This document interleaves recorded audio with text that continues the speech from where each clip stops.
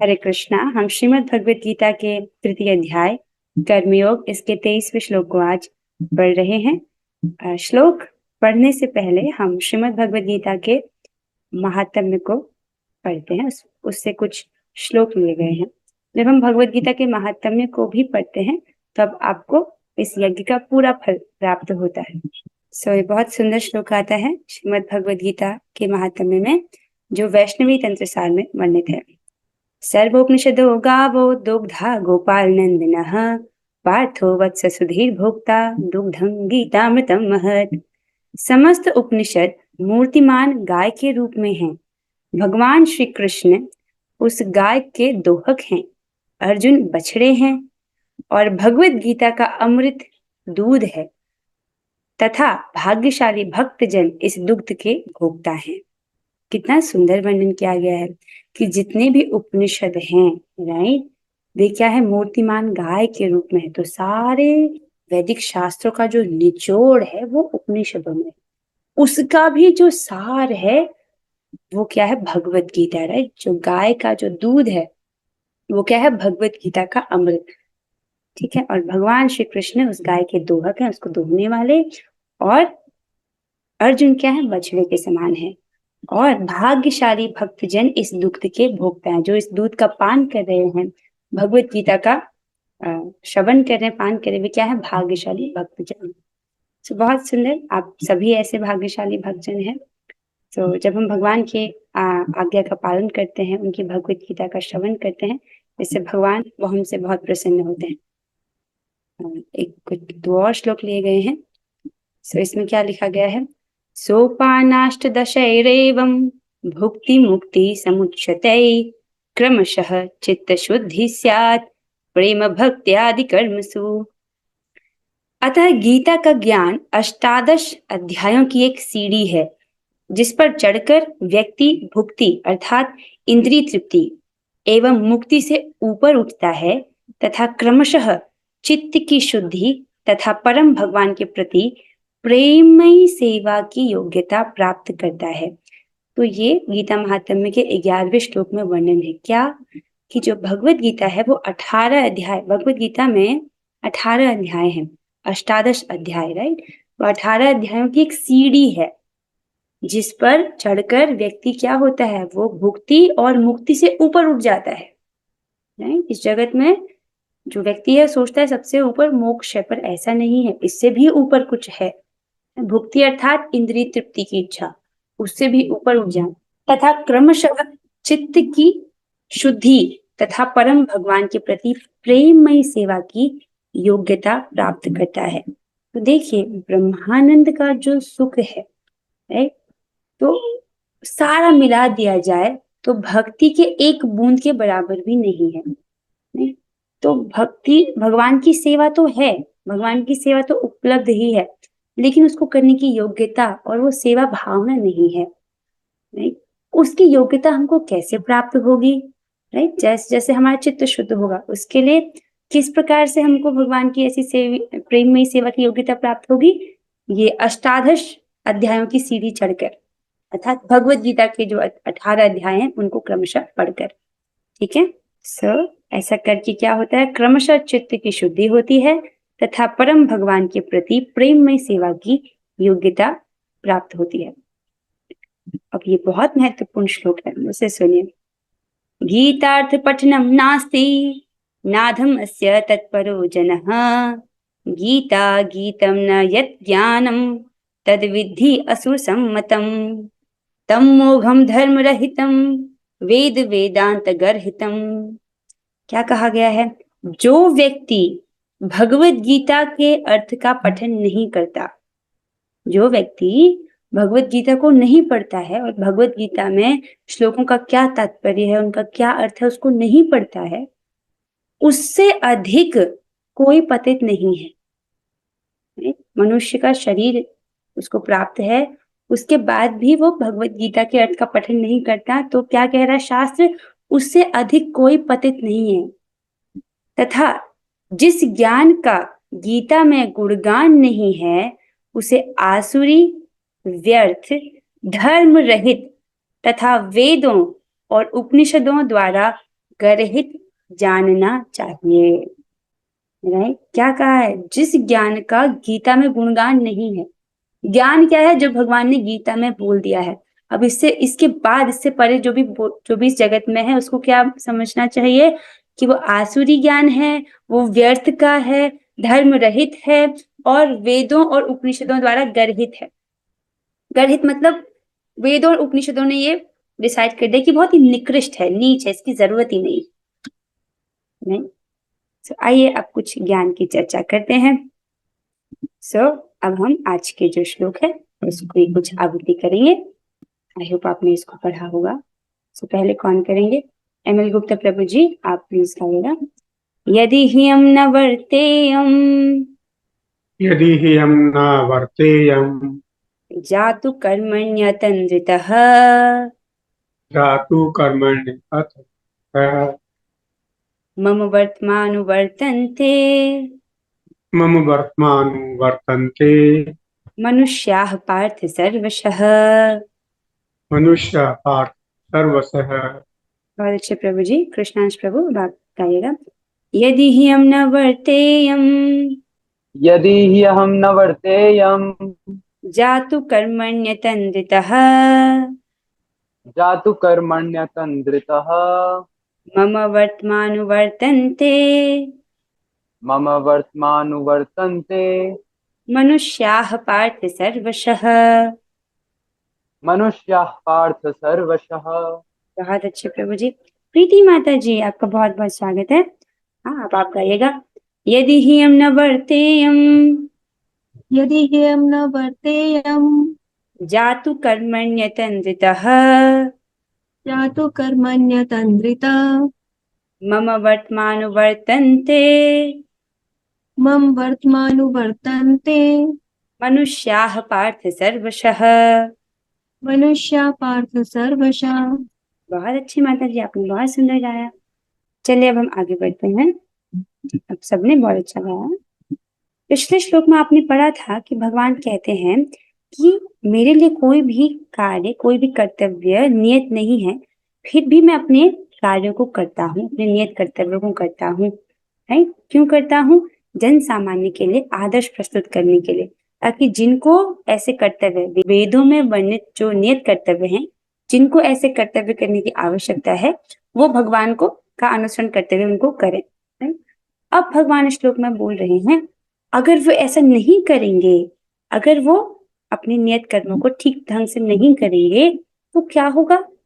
तो इस श्लोक में भगवान कहते हैं, क्योंकि यदि मैं नियत कर्मों को सावधानी पूर्वक न करूं, तो हे पार्थ, यह निश्चित है कि सारे मनुष्य मेरे पथ का ही अनुगमन करेंगे। नहीं, भगवान कह रहे हैं, अगर मैं अपने नियत कर्मों को सावधानी पूर्वक नहीं करूंगा, तो क्या होगा? सारे मनुष्य मेरा अनुगमन करेंगे, अर्थात मुझे फॉलो करेंगे, और क्या होगा? इस प्रकार से उनका फिर पतन हो जाएगा। अब आगे इधर आइए। यदि ह्यम न वर्तेयम, यदि ही अर्थात निश्चय ही मैं इस प्रकार से व्यस्त रहूं। कैसे? जातु कर्मण्य तंद्रितः। तंद्रा का मतलब होता है निद्रा, अतंद्रिता अर्थात सावधानी से। राइट, अगर मैं अपने जो नियत कर्तव्य का संपादन है उसको सावधानी पूर्वक नहीं करता हूं, तो क्या होगा? मम वर्तमानुवर्तन्ते, मेरे पथ का अनुवर्तन्ते, अनुगमन करेंगे, मुझे ही फॉलो करेंगे। कौन? मनुष्याः पार्थ सर्वशः, जो मनुष्य हैं सभी प्रकार से। राइट, और फिर क्या होगा? जिन मनुष्यों को ऐसे नियत कर्तव्य करने की आवश्यकता है वो नहीं करेंगे, तो क्या होगा? उनका पतन हो जाएगा। आगे चलते हैं, इस श्लोक का लिंक समझते हैं। मुझे लगता है लिंक तो पहले से स्पष्ट होगा, but still let's do the link. जैसे कि भगवान ने 19 श्लोक संख्या 19 में अर्जुन से कहा था कि मनुष्य को अपना कर्तव्य समझकर निरंतर कर्म करते रहना चाहिए। फिर भगवान ने कहा था किस प्रकार करना चाहिए? कर्म फल में आसक्त हुए बिना। इसका क्या अर्थ है? अर्थात उसी कार्य को भगवान की प्रसन्नता हेतु करना। ठीक है, अब उसमें भगवान ने उदाहरण दिया था जनक महाराज का, कि जनक महाराज कैसे हैं? वे स्वरूप सिद्ध व्यक्ति हैं, और हम इसको पिछले तात्पर्य में पढ़ चुके हैं। स्वरूप सिद्ध व्यक्ति के लिए कुछ भी नियत कार्य कर्म नहीं होता। राइट, वो केवल कृष्ण भावना भावित कर्म ही करता है। तो जनक महाराज ने प्रजा को शिक्षा देने हेतु नियत कर्म किए, राइट। तो अतः तुम भी ऐसा ही करो। क्या करो? जन सामान्य जनों को शिक्षित करने की दृष्टि से तुम्हें भी कार्य करना चाहिए। फिर भगवान बोलते हैं ऐसा क्यों? क्योंकि जैसा जैसा एक श्रेष्ठ व्यक्ति करता है, सामान्य जन भी वैसा ही अनुसरण करते हैं, वैसा ही वे फॉलो करते हैं। फिर भगवान ने अपना उदाहरण दिया कि तीनों लोकों में मेरे लिए कोई भी कर्म नियत नहीं है। मैं अब तक ये बात समझ रही हूँ कि आपको समझ आ रहा होगा कि नियत कर्म क्यों करने की आवश्यकता होती है, राइट।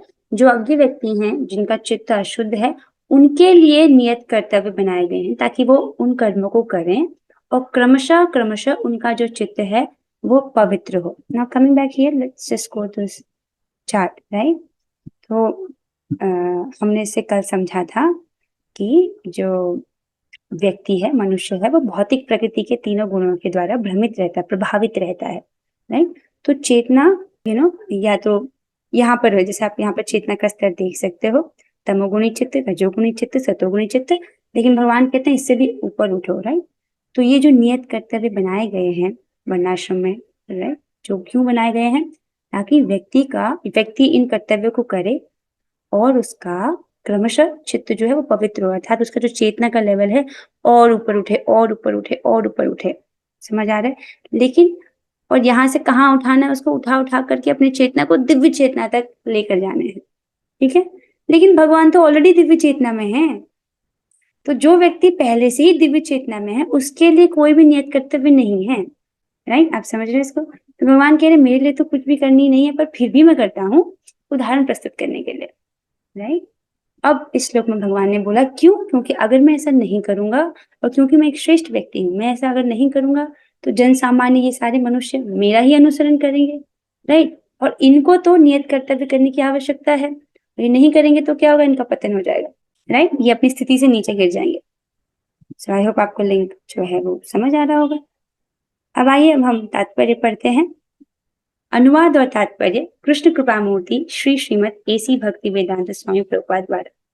देखिए, प्रभुपाद जी कहते हैं कि जो मेरे ग्रंथों को पढ़ता है वही मेरा शिष्य है, वो नहीं जिसने दीक्षा ले ली है और वो ये जो भक्ति प्रवर्तक शास्त्र हैं, श्रीमद् भगवद गीता, श्रीमद् भागवतम, उनको नहीं पढ़ रहा है, राइट। दीक्षा ले ली है लेकिन ग्रंथों का अध्ययन नहीं कर रहा है, संप्रदाय की शिक्षा नहीं ग्रहण कर रहा है, तो वो कैसा है? स्कूल में एडमिशन तो ले लिया है लेकिन स्कूल में क्लासेज अटेंड नहीं कर रहा, राइट। तो क्या है, इससे उसकी कुछ प्रगति होगी? नहीं। तो क्या महत्वपूर्ण है? संप्रदाय की शिक्षा को स्वीकार करना, ठीक है। तो और जब हम प्रभुपाद जी के ग्रंथों को पढ़ते हैं तो हमको उनका सानिध्य प्राप्त होता है और उनका आशीर्वाद भी प्राप्त होता है। इस श्लोक में प्रभुपाद जी हमें क्या कह रहे हैं? प्रभुपाद जी कह रहे हैं आध्यात्मिक जीवन की उन्नति के लिए एवं सामाजिक शांति में संतुलन बनाए रखने के लिए कुछ परंपरागत कुलाचार हैं जो प्रत्येक सभ्य व्यक्ति के लिए होते हैं, राइट। कुछ परंपरागत कुल के आचार हैं, कुछ नियम हैं जो हर सभ्य व्यक्ति के लिए हैं। क्यों बनाए गए हैं ऐसे नियम? ताकि समाज में शांति बनी रहे, एक प्रकार का संतुलन बना रहे और जो है पूरा समाज वो आध्यात्मिक उन्नति की ओर अग्रसर हो, आध्यात्मिक उन्नति की ओर बढ़े, राइट। ऐसे विधि विधान केवल बद्ध जीवों के लिए हैं। तो ये जो नियम बनाए गए हैं किसके लिए बनाए गए हैं? बद्ध जीवों के लिए बनाए गए हैं, भगवान कृष्ण के लिए नहीं। लेकिन क्योंकि वे धर्म की स्थापना के लिए अवतरित हुए थे, अतः उन्होंने निर्दिष्ट नियमों का पालन किया। तो जो जन सामान्य के लिए जो नियम होते हैं या जो परंपरागत कुलाचार हैं, परंपरागत जो कुल के नियम हैं, राइट, वो उन व्यक्तियों के लिए है जो अज्ञ हैं, राइट, भगवान के लिए नहीं है। फिर भी भगवान उनका पालन कर रहे हैं आदर्श प्रस्तुत करने के लिए, राइट, क्योंकि वो आए किस लिए थे? धर्म की स्थापना हेतु आए थे। तो अब लोग क्या उनके आचरण को देख देख कर सीखेगी, इसलिए भगवान बहुत सावधानी पूर्वक कर रहे हैं, चीजों को कर कर दिखा रहे हैं। आगे पढ़ते हैं। अन्यथा सामान्य व्यक्ति भी उन्हीं के पद चिन्हों का अनुसरण करते, क्योंकि कृष्ण परम प्रमाण है, राइट। भगवान जो कहते हैं वो धर्म है, भगवान जो करते हैं वो धर्म है, राइट। भगवान प्रमाण है, तो अगर भगवान नहीं करेंगे इस प्रकार से सावधानी पूर्वक नियत कर्तव्यों को नहीं करेंगे, हालांकि उनको कुछ भी करने की जरूरत नहीं है, तो क्या होगा, जन सामान्य भ्रमित हो जाएगा और फिर वो भी नहीं करेंगे, राइट। तो इस क्या होगा, वो सब पूरे मानव समाज के पतन का कारण बन जाएंगे भगवान। तो इसलिए वो भी सावधानी पूर्वक आदर्श प्रस्तुत करने के लिए करते हैं। श्रीमद् भागवत से यह ज्ञात होता है कि श्री कृष्ण अपने घर में तथा बाहर गृहस्थित धर्म का आचरण करते रहे। नहीं, जब हम भागवतम पढ़ते हैं उससे हमें ये पता चलता है कि भगवान अपने घर में और बाहर जो एक गृहस्थ व्यक्ति का जो धर्म है उसका वो आचरण करते थे। देखिए, जो गृहस्थी में व्यक्ति है वो थोड़ी और ज्यादा माया में है, वो थोड़ा और मोह माया के बंधन में है। तो इसीलिए भगवान उदाहरण प्रस्तुत करने के लिए गृहस्थ के रूप में किस प्रकार से जीवन जीना चाहिए वो खुद करके दिखाते हैं, जिसका हम श्रीमद् भागवतम में जिसे हम पढ़ते हैं। तो आप अगर आपके पास कृष्ण बुक है तब आप उसके अध्याय 70 को पढ़िएगा, चैप्टर नंबर 70, जिसमें भगवान की दिनचर्या के विषय में वर्णन है।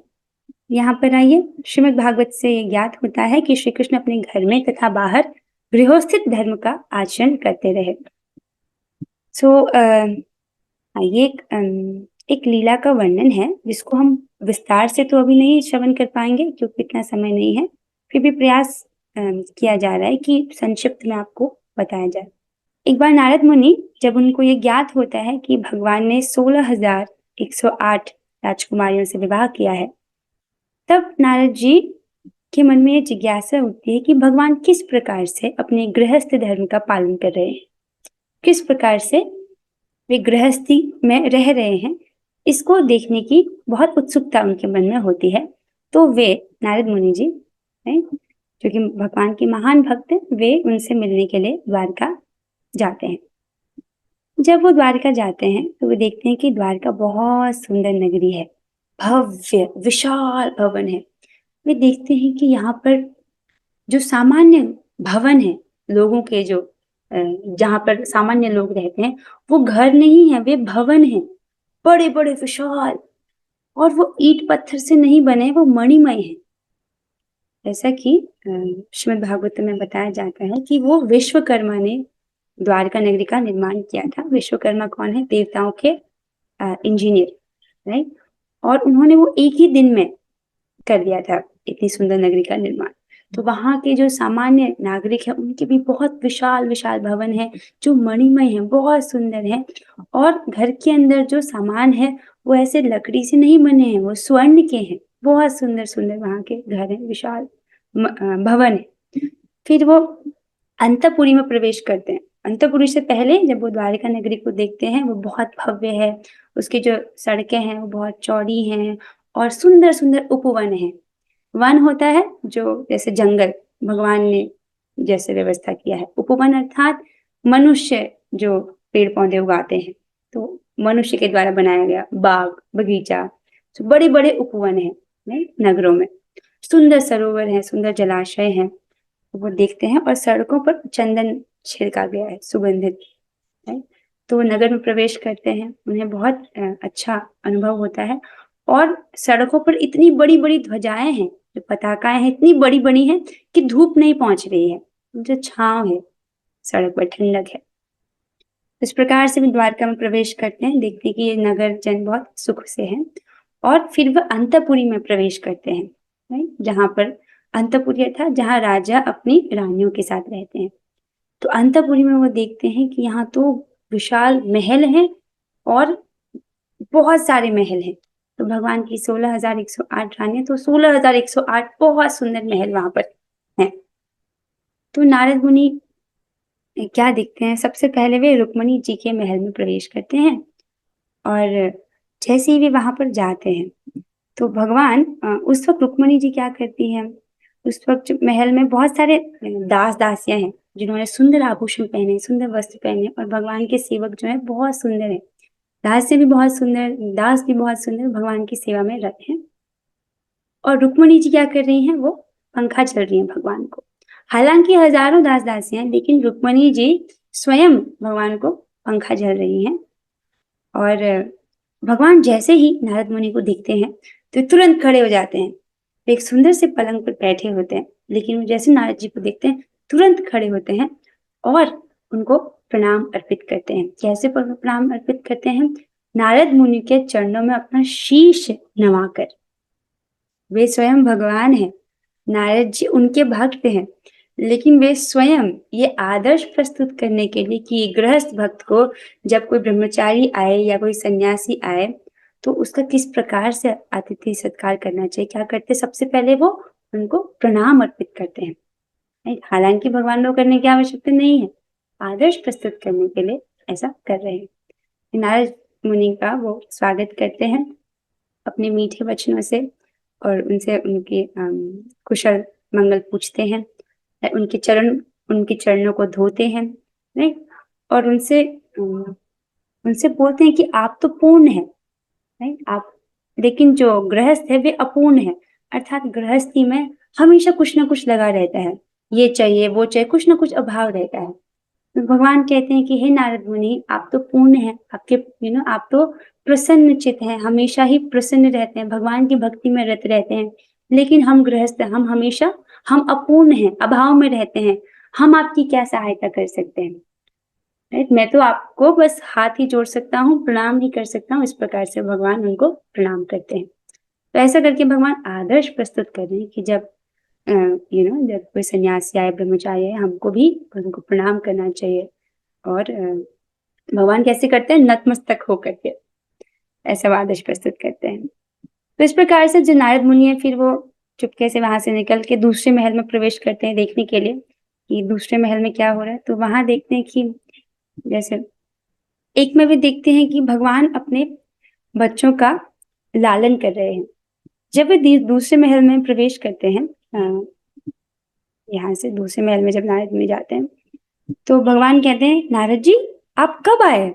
उनको फिर से प्रणाम करते हैं, फिर से उनके चरण धोने की सामग्री की व्यवस्था करते हैं और चरण धोने लगते हैं और उनसे फिर से कुशल पूछते हैं कि आप ठीक है ना, ब्रह्मा जी ठीक है ना, ब्रह्मलोक में कोई परेशानी तो नहीं है? इस प्रकार से उनके कुशल पूछते हैं।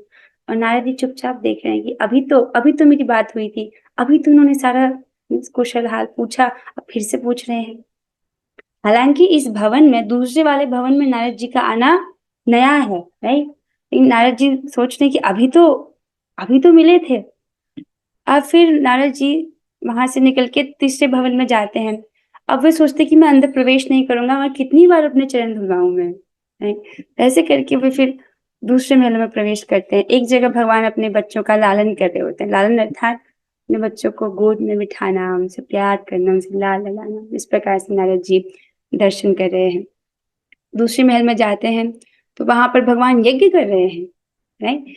सो और किसी और महल में जा रहे हैं, वहां भगवान दान दे रहे हैं। तो एक ही समय पर नारद मुनि देख रहे हैं कि वे हर महल में हैं। जैसे यहाँ पर भी भगवान है अपनी दूसरी रानी के साथ, यहाँ भी भगवान है, दूसरे महल में भी भगवान है। तो हर महल में जो है भगवान है और हर महल में भगवान कोई ना कोई कार्य कर रहे हैं। और ऐसा भी नहीं कि सारे महलों में सेम समय हो, अलग अलग समय चल रहा है। कहीं पर सुबह हो रही है, कहीं पर दिन, और कहीं पर संध्या का समय है, कहीं भगवान स्नान के लिए जा रहे हैं, राइट?